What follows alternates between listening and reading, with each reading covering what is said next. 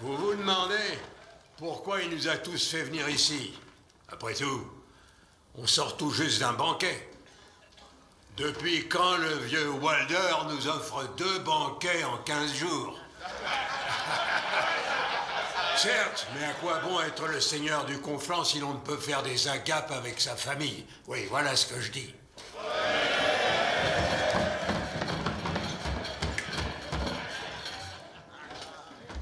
J'ai réuni tous ceux qui de près ou de loin sont apparentés aux frais pour vous faire part des intentions que je caresse pour notre grande maison, maintenant que l'hiver tant annoncé est là. Mais au préalable, un toast. Fini la piste de cheval d'Ornienne. Place au muscat de la Treille. Un véritable nectar pour de véritables hérons.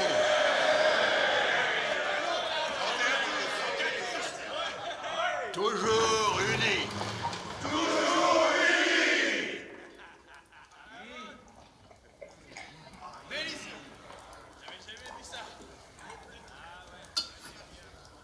Pas toi, je vais pas gâcher du bon vin pour une foutue bonne femme. Peut-être que je suis pas un homme des plus plaisants, je l'admets volontiers, mais je suis fier de vous. Vous, ma famille, vous qui m'avez aidé à massacrer les Stark lors des noces pourpres. Oui. Oui. Santé. Braves parmi les braves, tous autant que vous êtes. Boucher d'une femme qui attendait un bébé. Pour avoir égorgé une mère de 5 enfants. Et égorger vos invités conviés sous votre toit mangeant à votre table. Mais vous n'avez pas massacré la famille Stark jusqu'à l'éradiquer. Non, non. Vous avez commis une erreur. Vous auriez dû couper cet arbre malade jusqu'à la racine.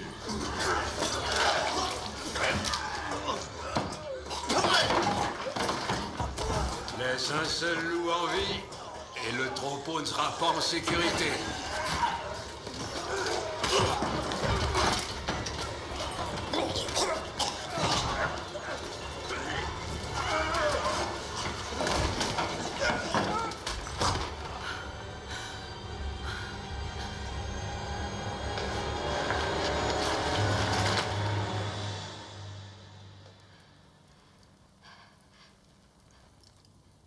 Quand on te demandera ce qui s'est passé ici, réponds que le Nord se souvient. Et que désormais, l'hiver est tombé sur la maison Frey.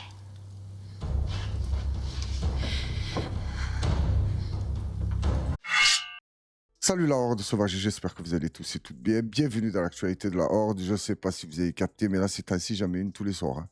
Donc la Horde, je compte sur vous. Comme d'habitude, votre soutien, vos commentaires, vos likes. Force à la Horde et merci d'être là. Pour les nouveaux abonnés, je vous souhaite également la bienvenue. Je vous invite à commenter, liker, partager un maximum. Et pour celui qui tombe sur la vidéo, fais pas ta truffe. Rejoins la Horde. Et pour les jaloux, aujourd'hui, j'ai un petit mot pour vous. Fuck off les jaloux. Les jaloux. Fuck off. La Horde, qu'est-ce qui s'est passé à Paris? Oh. Ce qui se passe à Paris, il faut qu'il y ait de la casse. Bon, l'orage apparemment était violent. Et là, je me demande comment CNews et BFM vont relier ça à l'immigration. Attention, ils ont de l'inspi, eux. Quand il s'agit d'attribuer la casse aux immigrés, ils peuvent inventer des trucs de fou. Et là, je me suis demandé comment ils peuvent faire. Peut-être qu'ils vont relier le climat. Je dis, les immigrés, ils sont trop à Paris. Donc, le climat, il change. Donc, ça chauffe. Donc, ça fait un drame. Voilà, c'est à cause des OQT. Hein. Alors, regarde-moi ça. La dernière fois que j'ai vu des images comme ça, c'était dans la série Walking Dead. Quand Rick qui se retrouve seul au début. Et c'était de la merde, cette série. Pour moi, hein. Je sais pas pour vous.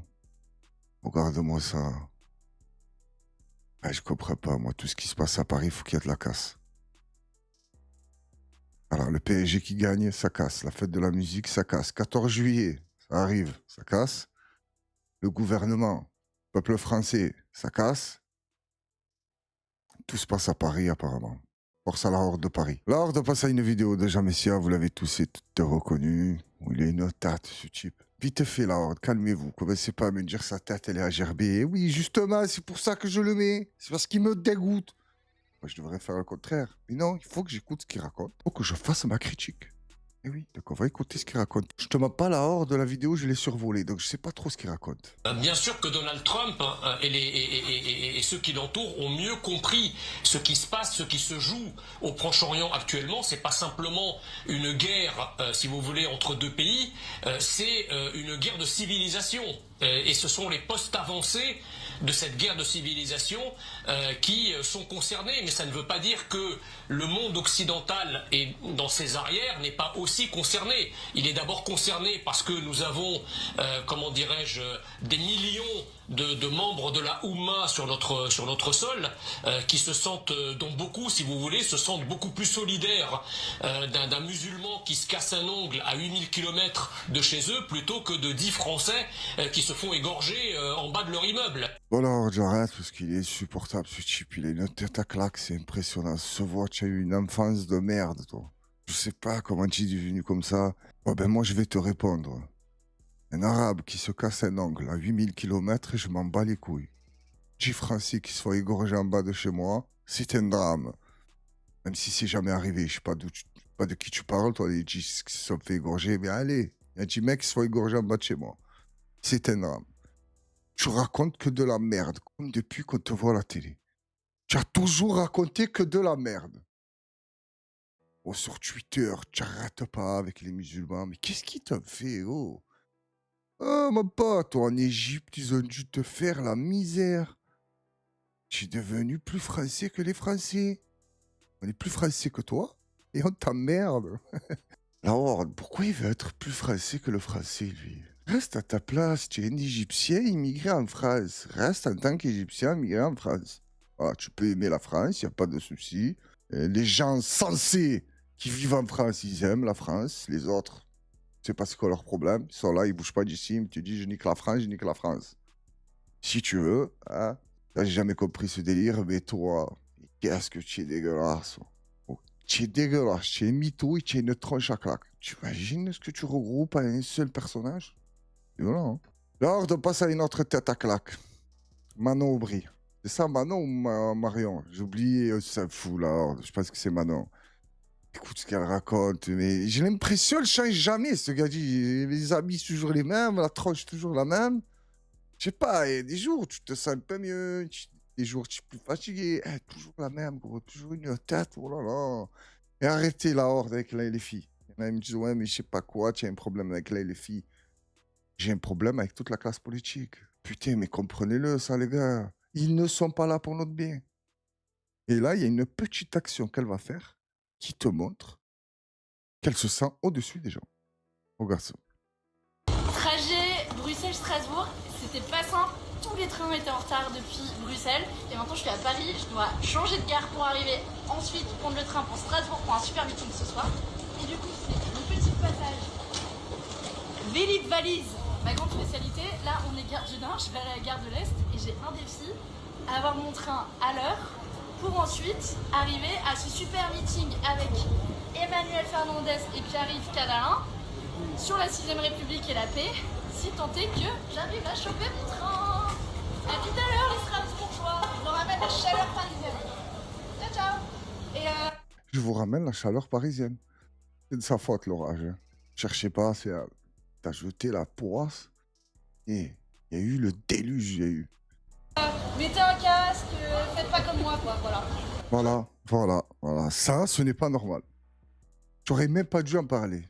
J'aurais dû laisser les gens dire, oh, mais pas de casque. Ah non, elle t'a dit, oh, mais le casque ne fait pas comme moi. Moi, je suis meilleur que vous. Moi, je touche 15 ou 20 000 euros, 11 000, je sais pas combien elle touche. J'ai vu 30 fois son salaire, c'est jamais le même. Moi, t'inquiète pas, je ferai le vélo sans le casque, mais toi, fais pas comme ça. Toi, tu es qu'un membre du peuple, tu sers à rien. Tu peux pas être au-dessus des lois. Moi aussi. Voilà comment je l'ai pris, moi.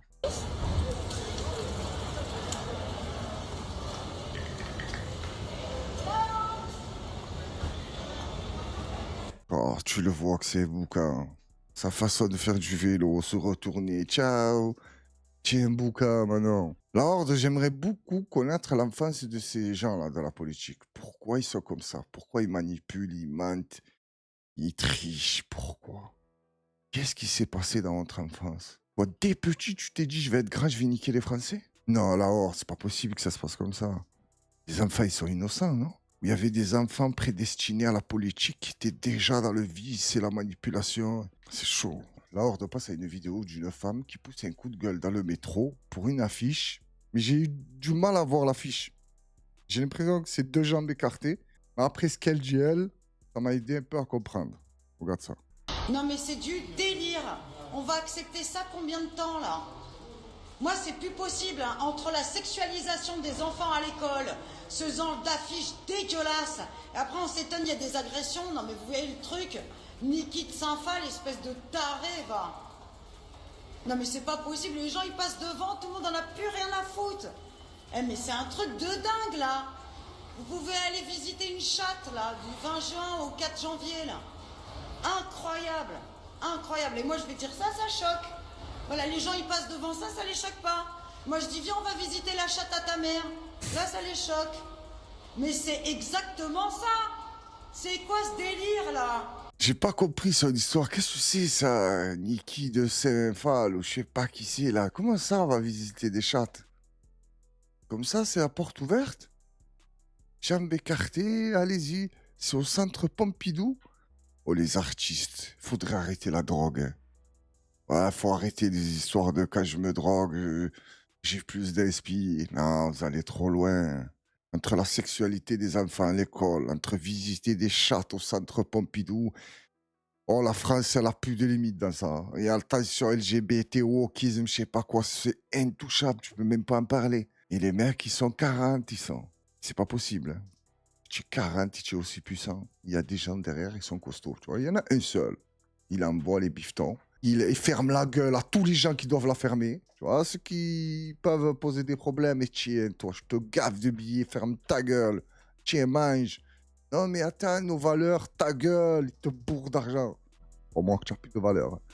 La valeur, c'est ce qu'ils te donnent. Elle a raison. Et les gens, ils passent à côté, ils en ont plus rien à foutre. Tiens, je viens, on va visiter la chatte à ta mère.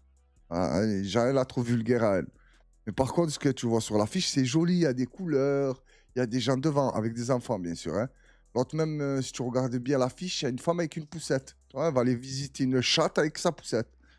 Qu'est-ce que tu veux que je te dise, moi? C'est fini, là, Horde, c'est fini. Je vous promets que c'est fini, il n'y a plus rien à faire. Hein. Oh, je l'ai dit plein de fois. Je fais des vidéos parce que j'aime bien ça, tu vois, donner mon avis, parler de tout, de rien. Mais sinon, c'est mort. Hein. Il n'y a plus rien à faire. Hein.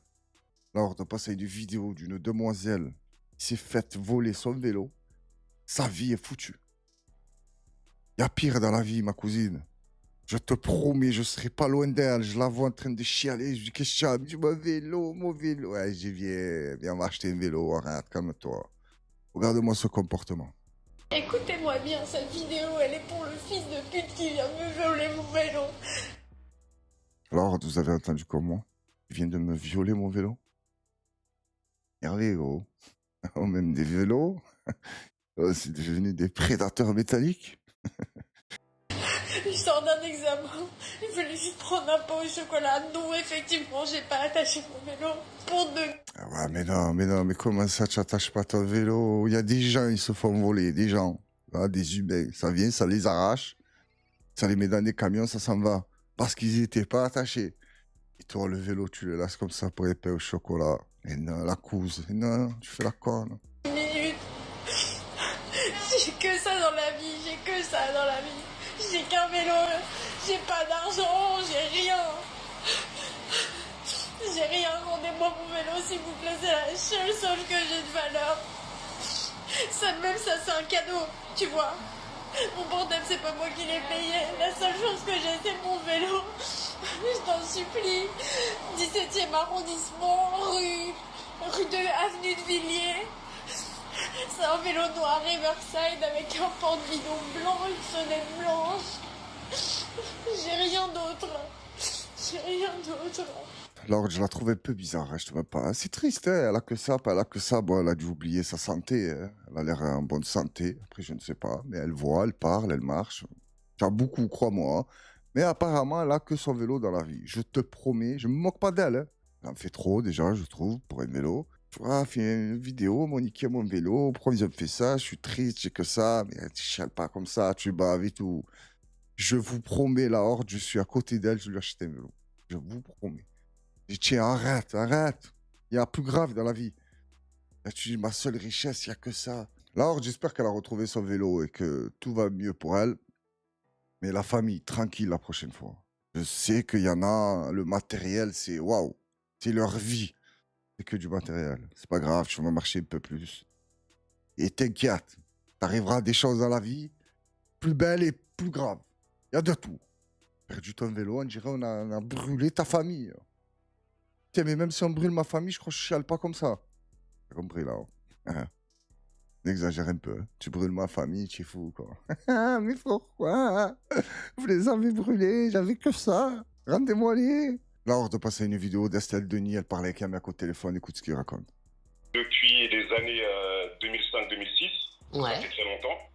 Je n'achète plus en France parce que quand j'ai découvert Internet, entre parenthèses, en fouinant sur les sites américains, coréens, depuis les années 2005-2006, ça Ouais. fait très longtemps, je n'achète plus en France parce que quand j'ai découvert Internet, entre parenthèses, en fouinant sur les sites américains, coréens, de partout dans le monde, on peut trouver les mêmes choses à pratiquement 50% de moins. Ouais, mais attendez, vous avez les frais de port, hein, quand même, quand vous prenez un truc de Corée. 35 dollars sur une paire qui coûte 200 euros, j'arrive à l'avoir à 110 euros, je mets 35 dollars, je suis gagnant. Ouais, c'est vrai. Donc vous faites plus de courses en France, ou ça? Plus de. Non, question vestimentaire. Vestimentaire, je n'achète plus en France. Pour le Ralph Lauren en 2005-2006, qui est une grande marque, hein, entre parenthèses, sûr. un Ralph Lauren, 35 dollars aux États-Unis. Ouais, mais alors, mais ça vous gêne pas, Moussa, par rapport à vos amis enfin, vous avez peut-être des amis commerçants, à tous les gens, tous les commerçants de vêtements de Vitry-sur-Seine? C'est pas une témerie ce qu'elle lui dit.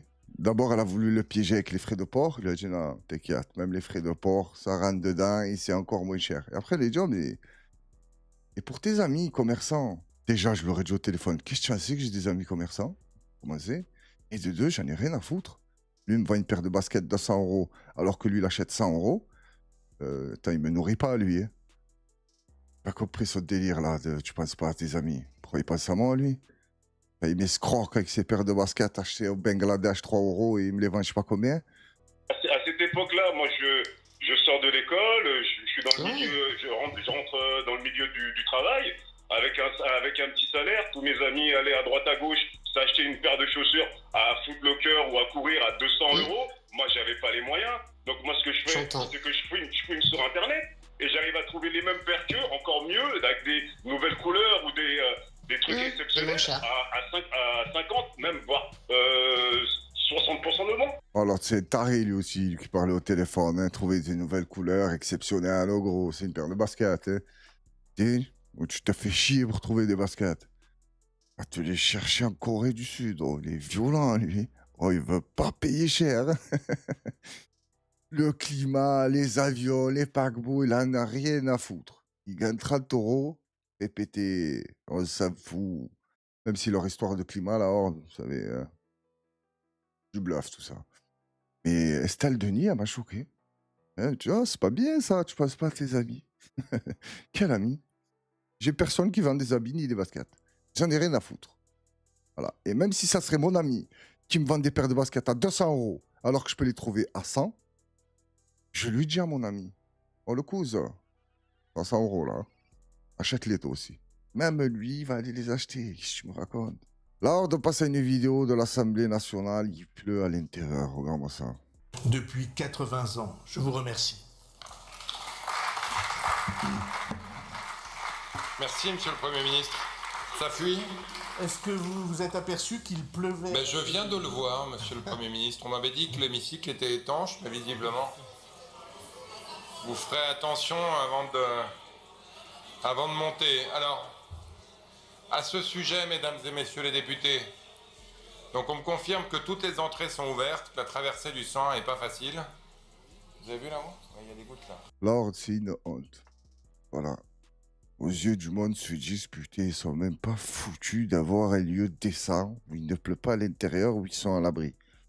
Faut arrêter de se gaver et penser un peu aux infrastructures, les immeubles. Mettez un peu d'argent. C'est incroyable. Athlète, vous avez capté qu'il pleut? Elle dit, ouais, je viens de capter. Ouais. C'est bizarre. Là, dans la vidéo d'hier, je parlais de Marlène Schiappa qui a eu la Légion d'honneur. C'est une catastrophe. Mais ce que je ne savais pas, c'est que Caroline Fourest aussi, elle a eu. Non. Oh, tu vois, comme j'étais choqué quand je regardais comme ça, je tombais, je dis non, pas Caroline Fourest. Mais c'est un truc de fou, la Légion d'honneur. Apparemment, ça vient de Napoléon Ier, je crois. C'est lui qui a sorti ça, pour les gens que c'est des vaillants. Et à qui ça le donne? À des mythomanes, des escrocs, tout ce que tu veux, tout ce qu'il ne faut pas faire, ils le font. Ça les récompense avec la médaille d'honneur. Et qu'est-ce que tu veux qu'ils changent? Même le prochain qui arrive, il sait que pour avoir une Légion d'honneur, il faut faire des dingueries. Non, attention, tu es avec le peuple. Hein. Oh, attention, tu es avec le peuple et tu essayes de faire des trucs pour le peuple, aider le peuple, pour le peuple, par le peuple. Parce qu'il y a le mot peuple, c'est dans la merde. Tu n'auras rien du tout. Caroline Fourest. La Horde essayer de deviner à qui... La Horde va essayer de deviner qui est le prochain qui va l'avoir. Je vote pour... Attends, je cherchais un bon lèche-cul du système. La Horde, je viens de passer à un autre truc. Le jour où il la donne à Eric Nolot et Yann Moix. Ah non. Là, j'arrête tout. Fini la Horde, il n'y a plus de sauvages, il n'y a plus personne. Non, là, j'accepterai pas. La Horde, je déconne parce que la vérité, pour moi, eux deux, c'est Yann Moix et Nolo, en meuf. Hein. J'espère qu'ils vont la donner à Nolo et Yann Moix. Hein, comme ça fait tout le monde est content. C'est impressionnant. Mais est-ce que la Horde, les gens se rendent compte de ce qui se passe ou c'est moi qui est fou? Je sais, Caroline Fourest. Une mythomane attrapée en flagrant délit, je ne sais pas combien de fois. La Légion d'honneur. Alors, dites-moi ce que vous pensez de cette séquence avec Louis Broyard. Hidalgo, bonjour monsieur Vauglin, maire du 11e arrondissement. Je suis avec Amayenne, il a 1 mois et il dort dans la rue depuis 2 jours. D'ailleurs, ça fait bien plus longtemps que ces enfants ils dorment dans la rue. Il y a 250 personnes qui là sont dans la rue, personne ne leur répond. Dedans, il y a 90 enfants. Il y a une enfant de 10 ans, elle est venue me voir, elle m'a dit qu'elle avait un problème de cœur. Ils ne peuvent pas aller à l'école. Ils sont en danger. Répondez-leur, faites quelque chose. 250 personnes dans la rue, c'est pas possible. Il a 1 mois. Donc toutes les personnes qui nous écoutent, partagez, faites quelque chose. On a 250 personnes à la rue, 90 enfants, ça peut pas durer. L'État et la mairie de Paris doivent prendre leurs responsabilités. Partagez cette vidéo, interpellez-les. Faites-le pour les enfants. Voilà, pour commencer, c'est vrai qu'il tient jamais de bébé, lui. La façon dont il le tient, c'est pas net. Bon, c'est pas grave. Là, j'espère qu'après cette vidéo, il a fait quelque chose. Hein. Parce que c'est bien beau de prendre le bébé dans tes bras et d'essayer de nous faire de la peine. Regardez, il vit dehors et tout. Force à eux. J'aimerais que personne dans le monde ne vit dehors. Mais bon, c'est bien beau de rêver. Je sais pas pourquoi, j'espère que tu n'as pas fait comme dans les films, gros. Que tu as le bébé, comme il te dit coupé, tu redonnes le bébé à la mère, tu te nettoies les mains. Je dis, putain, c'est bon, la séquence, elle était bonne. J'espère que tu n'as pas fait ça. J'espère que tu as sorti au moins cette famille. Avec ce que tu touches, tu aurais pu au moins les assumer à l'hôtel. Juste cette famille. Je te demande pas d'assumer les 100 personnes que tu as dit ou je sais pas combien. Juste elle. C'est pas grave, tu vas me dire quoi? Non, mais pourquoi eux, mais pas les autres? C'est pas grave. Toi, déjà, tu sors eux, un autre, il sort l'autre, l'autre, il sort l'autre, l'autre, il sort l'autre, tout le monde s'en sort. Et je suis sûr que tu as fait ta petite vidéo et dit, regardez, ils sont dans la merde. Et tu t'es barré, tu es rentré chez toi. C'est ce que je pense là, Horde. Je peux me tromper, peut-être qu'il a fait un méchant truc après, je ne sais pas. Mais ça m'étonnerait. Peut-être que je ne suis pas objectif parce que les hommes politiques et moi, ça fait deux. Là, toujours lui, écoute ce qu'il te dit, il m'a fait bugger, moi. Le problème qu'on a sur la question du chômage des seniors, c'est qu'il y a une pénurie d'emplois dans ce pays. Pardon, mais la quantité de travail, c'est un stock. Et en fait, plus vous faites rentrer de personnes pour récupérer la partie du stock, et bien moins derrière vous avez de travail disponible pour la quantité de personnes qui demandent ce travail. Je veux dire la honte du débat public et de l'Assemblée nationale qui aujourd'hui, avec la loi immigration, entraîne la suspicion et le rejet vis-à-vis des travailleuses et des travailleurs, avec papier ou sans papier.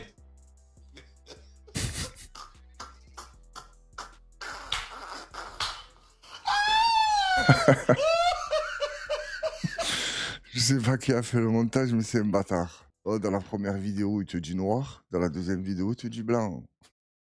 Et il est là, il te dit la honte sur l'Assemblée, la honte sur le gouvernement, la honte, je sais pas quoi. Mais tu en fais partie, gros. Tu en fais partie. Tu es avec eux. Tu sais, j'en ai marre qu'ils se foutent de notre gueule. Putain, putain. Là, cette vidéo, j'étais obligé de la mettre. Balkany, tu te souviens, ils l'ont mis en prison. Il a dit, j'ai mal au dos, j'ai tout trop, je fais ce que j'ai, il faut me faire sortir. Ils l'ont fait sortir, il a fait cette vidéo.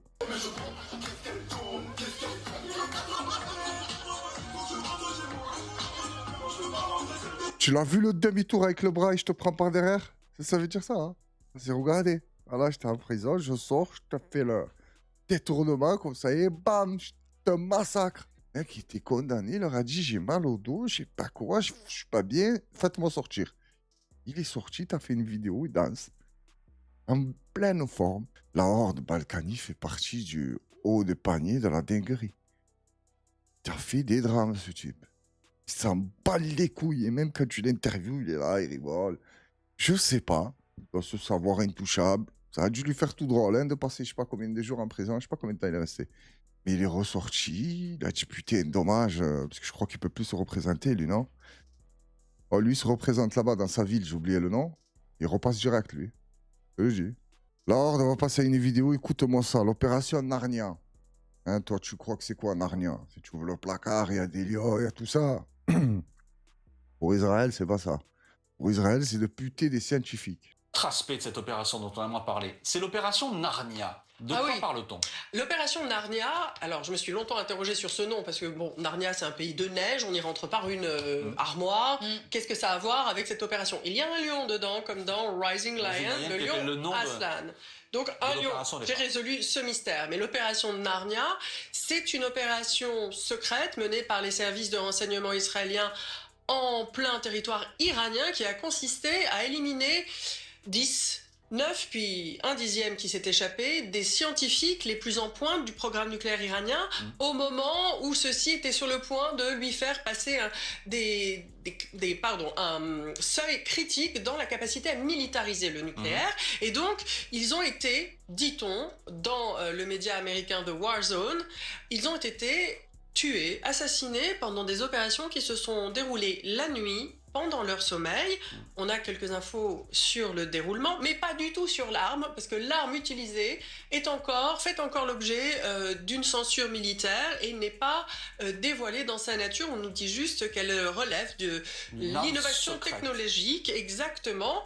On sait aussi que ces scientifiques, eh bien, ils seront enterrés samedi en grande pompe, en même temps que des généraux, et parmi les généraux visés par Israël, 20 sur la blacklist, 16 ont été tués, les autres non, dit-on, ont eu un choix très simple à faire, soit s'enregistrer en vidéo en se désolidarisant du régime, soit accepter d'être assassinés dans une autre opération avec leurs proches. Donc ils ont reçu des appels en farsi leur expliquant ce qu'ils devaient faire, et on voit le résultat.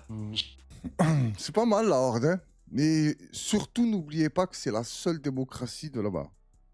Tout autour, il n'y a pas de démocratie. C'est la seule démocratie, c'est Israël. Et elle te dit, ou tu envoies une vidéo où tu nous dis, on n'est pas avec eux, on ne soutient pas, on s'en bat les couilles, ou tu acceptes d'être assassiné. C'est une démocratie. D'ailleurs, ce que je comprends pas, c'est si tu vas buter tous les scientifiques. D'accord? Physiciens nucléaires, tout ça, là, ça s'apprend pas en 4 jours. Hein. Pourquoi tu bombardes les sites nucléaires si tu vas tuer tous les scientifiques? J'ai énormément de mal à comprendre toute cette histoire, même si j'ai très bien compris. Hein. Ceux qui sont au pouvoir, ça n'arrange pas ni les Américains ni les Israéliens. Ils préfèrent mettre un mec qui est là, qui fait le larbin. Quand ils lui disent tu fais ça, il fait ça, tu fais pas ça, tu fais pas ça. Voilà ce qu'ils auraient aimé. Leur histoire de nucléaire, que ça fait 30 ans qu'il va avoir une bombe. Quoi, ils sont aussi nuls que ça, leurs scientifiques? Ça fait 30 ans, vous dites qu'ils vont avoir une bombe. Ils ont toujours rien? Quoi, vous les tuez s'ils sont aussi nuls? Oh, la Horde, je sais pas qui a inventé la phrase le premier ennemi de la guerre, c'est la vérité.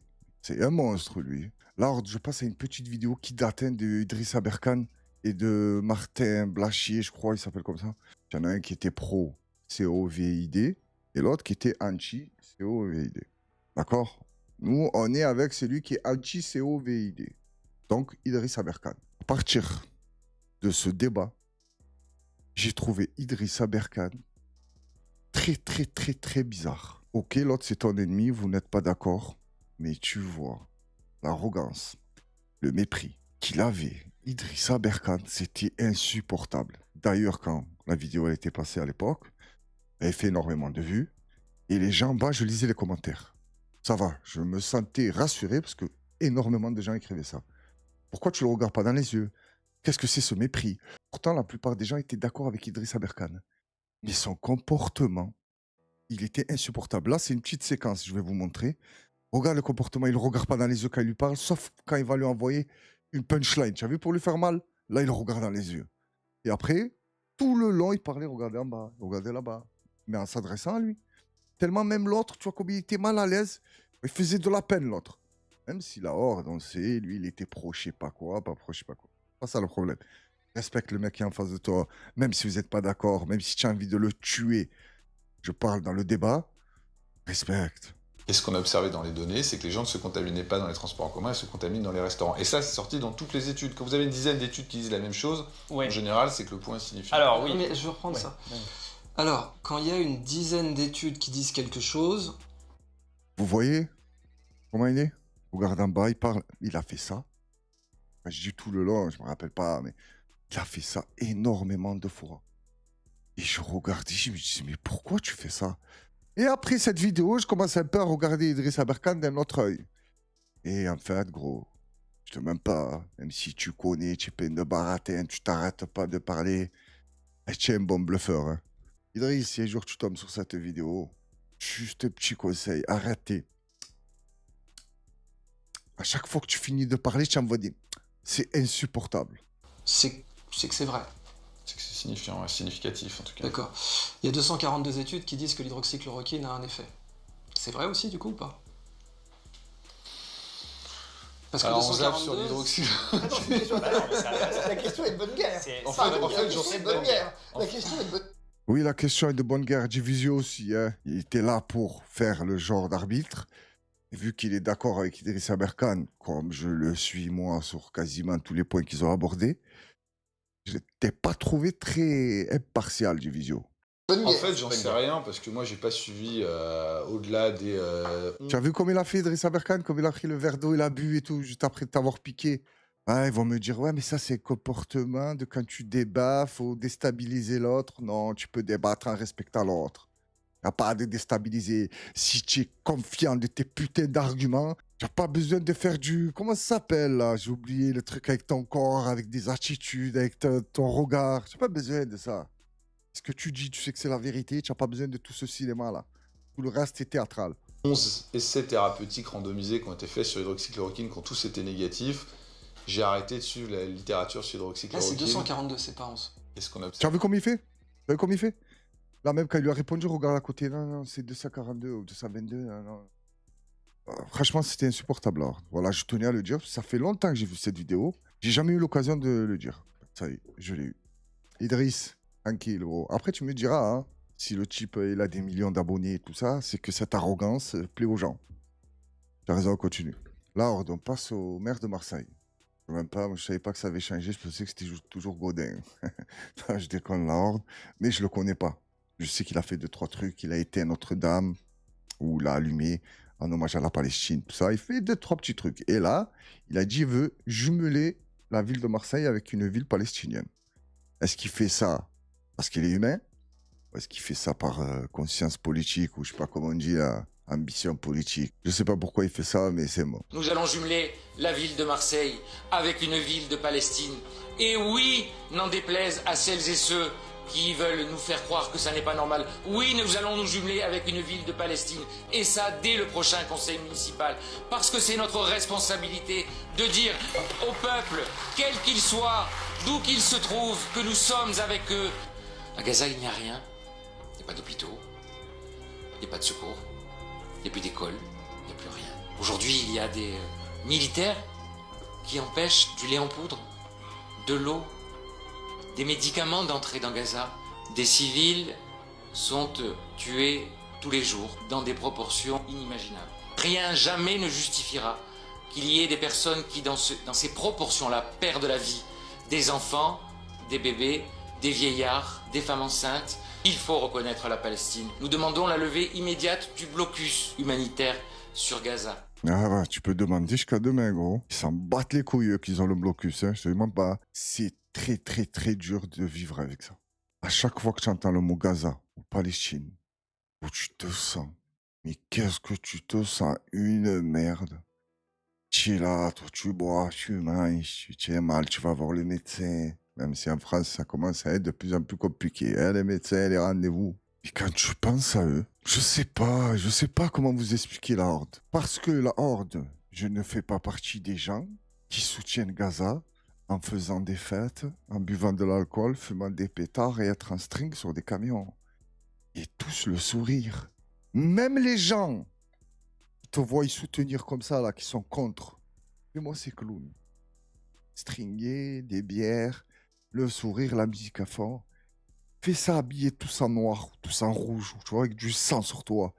Vous êtes des milliers, ou je sais pas combien vous êtes. Vous marchez tous la tête baissée ou la tête levée, ou tu fais un geste, quelque chose, et vous marchez tous droit sans aucun bruit. Tu vas voir l'impact que ça a par rapport à vos histoires de musique et de camions et de je sais pas quoi, là. Et des drapeaux LGBT. La Horde. J'arrête de parler de ça. Merci à toutes et à tous d'avoir suivi la vidéo. Prenez soin de vous. Personne ne le fera pour vous. À très bientôt, force à la Horde.